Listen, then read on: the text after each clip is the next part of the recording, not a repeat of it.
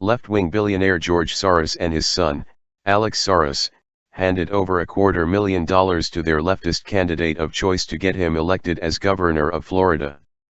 Tallahassee Mayor Andrew Gillum is the happy recipient. George and Alex Soros are residents of New York, but their goal is to control the elections throughout the country to turn the United States into a permanent progressive one-party nation. George Soros is influencing elections at the local, state, national and international levels. He is also influencing district attorney races, like the one in Philadelphia where a hard-left loony just fired a third of his staff so he can create his utopian law enforcement agency. There are many others, and Soros's leftists win many of the races. Via Daily Caller. In one such instance, Soros poured $600,000 into the Houston district attorney's race last fall. Soros initially gave $100,000 to Morris Overstreet, a former judge who was the first African American elected to a statewide office in Texas history. Overstreet's Democratic primary opponent, Kim Ogg, called Soros' influx of cash a last-minute money dump to try to buy the nomination.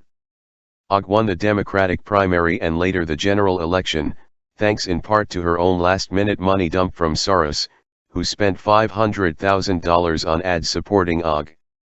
Soon after she was sworn in, Ogg moved to decriminalize small amounts of marijuana, placing her at odds with U.S. Attorney General Jeff Sessions' call for stricter enforcement of the nation's drug laws.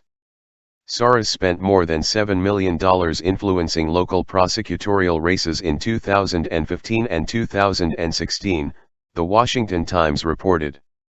Soros and his family have a plan to use mass migration and transformation of religious congregations to create his permanent progressive majority. It's part of his plan for a new America. Soros is behind control of the media, social media, and affecting elections on the local, state, national level to transform the country into a permanent progressive majority. There is no question social media is censoring all of the right out of existence. He used Black Lives Matter to do his bidding. A leaked memo shows he wants a federal police force, and Black Lives Matter is his key to accomplishing that.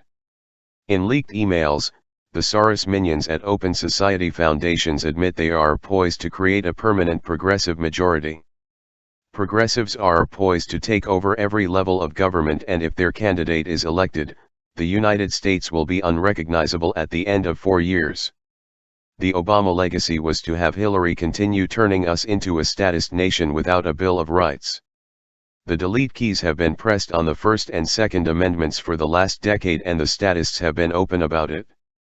As we can see in email 10,547, the progressives will create a robust media echo chamber. They seek a permanent progressive infrastructure that will break through the clutter of the modern media environment with a progressive message which requires repetition of common themes from different sources organized by a central apparatus. That is the organizing task of progressive media.